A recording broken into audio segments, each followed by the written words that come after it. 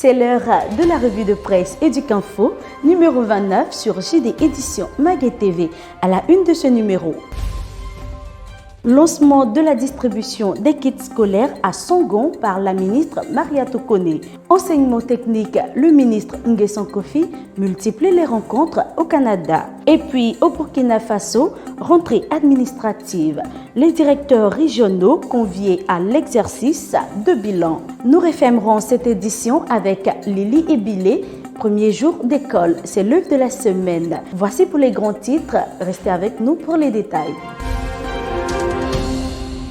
C'est toujours bon de vous retrouver ici sur ce plateau, Ange Dago. C'est un plaisir partagé, Raïssa Doumbia. On ouvre cette revue de presse avec le lancement de la distribution du kit scolaire à Songon par la ministre Mariatou Koné. Ce sont près de 50 millions de kits scolaires qui ont été distribués pour un montant de 130 milliards de francs CFA depuis plusieurs années. Selon la ministre Mariatou Koné, la Côte d'Ivoire solidaire est au plus près de ses fils et filles. C'est l'occasion de rappeler que l'école ivoirienne a mis l'accent sur l'apprentissage des savoirs fondamentaux dans le primaire. Elle a souhaité avoir une école excellente, formant des citoyens conscients et impliqués. La Fondation L'Ourgnon fait don de 1000 kits scolaires pour soutenir les ménages vulnérables à Odiéné. L'association de bienfaisance en collaboration avec la mairie d'Odiéné a remis des kits composés de sacs, de cahiers et d'ensembles géométriques. C'était le samedi 23 septembre 2023 en présence du secrétaire général de la préfecture d'Odiéné, Ngoman Stanislas, représentant le préfet. Il a salué l'action sociale qui s'inscrit, selon lui, dans la vision de la Côte d'Ivoire solidaire prônée par le président de la République, Alassane Ouattara. Le ministre Nguessan Kofi multiplie les rencontres au Canada. L'objectif de cette mission est de permettre au ministre de découvrir les structures de formation du Canada pour mieux apprécier la mise en œuvre des deux programmes du MEFPA, l'école de la deuxième chance et l'Académie des talents. Il s'agit pour ce ministère de s'appuyer sur l'expérience des conventions de partenariat avec la Fédération des collèges d'enseignement général et professionnel du Canada pour faciliter l'insertion des diplômés ivoiriens. Notons qu'une série d'ententes similaires existe avec le Sénégal, le Maroc et la Colombie sur la période 2023 à 2025. Toujours au ministère de l'enseignement technique, 30 apprentis chaudieristes, coffreurs et maçons en action sur le terrain. Après plus de 10 jours de formation pratique sur le terrain et en atelier, nos apprentis chaudieristes sont désormais capables de réaliser du filetage de tubes acier avec des vannes, d'analyser des situations avec lecture d'un plan d'échafaudage pour les coffreurs, de creuser des tranchées et de conduire tous les engins, ainsi que le changement de tombereau pour les apprentis conducteurs d'engins sur les chantiers d'Égletons. Une dernière vague des jeunes apprentis est attendue en France dans les prochaines semaines après le retour de cette cohorte prévue le samedi 28 octobre 2023. Enseignement supérieur, rentrée universitaire 2023-2024, l'université de Bondougou prête à accueillir ses nouveaux étudiants. Les bâtiments prioritaires sont prêts, les cours peuvent débuter à l'université de Bondougou. C'est ce qui ressort de la visite terrain du ministre Adama Diawara effectuée le vendredi 22 septembre 2023 à l'université de Bondougou. Au terme de cette visite et d'une réunion avec les différentes parties prenantes à la réalisation de ce chef-d'œuvre, le ministre s'est dit satisfait des travaux et a félicité l'équipe qui travaille sur le terrain. Visite d'une délégation du Fonds pour la science, la technologie et l'innovation à l'université de San Pedro. L'université de San Pedro a abrité la cérémonie de lancement officiel du projet d'amélioration des performances agronomiques des systèmes de culture à base de riz dans le sud-ouest du pays. Cette rencontre a été organisée par le FONTSI, Fonds pour la science, la technologie et l'innovation. La cérémonie avait pour objectif d'informer les autorités et les populations locales du démarrage officiel du dit projet. Le professeur Meke Meite, président de l'université de San Pedro, a exprimé sa gratitude aux partenaires. Pour lui, ce projet cadre avec la vision de faire de cette université un établissement supérieur d'excellence. L'Institut de management de gestion et d'hôtellerie a organisé la première édition du Masterchef. Raissa Doumbia et Emmanuel Kwao étaient à cette rencontre ici. Le compte rendu.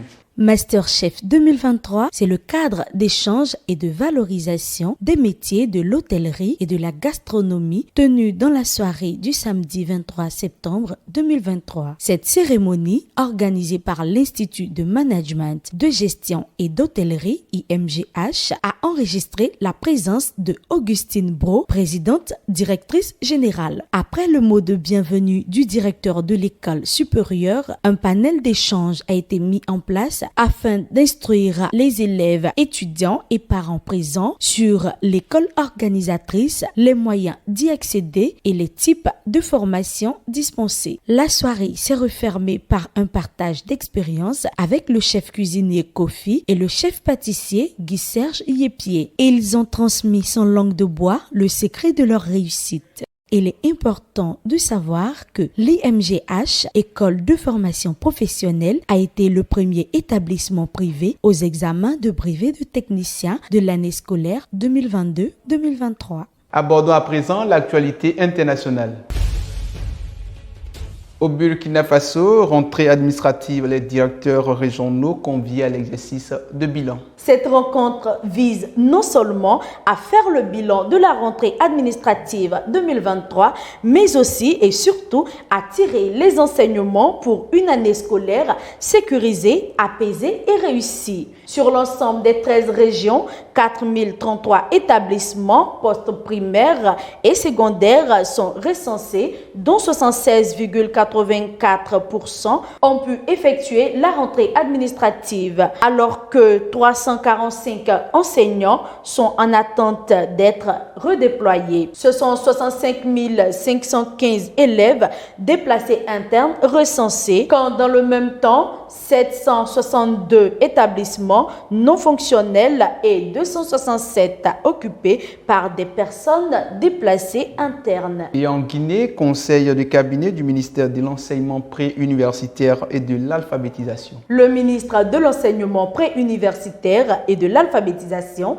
Guillaume Awing, a félicité ses cadres pour la forte mobilisation à la réception du chef d'État. À son tour, l'expert du BSD a indiqué que 32% des élèves guinéens et des milliers d'écoles sont déjà dans la base de données. Ils sont identifiés avec des codes uniques et personnels. Le travail se poursuit dans l'optique de couvrir le territoire national dans les meilleurs délais. L'actualité de chez nous, c'est maintenant.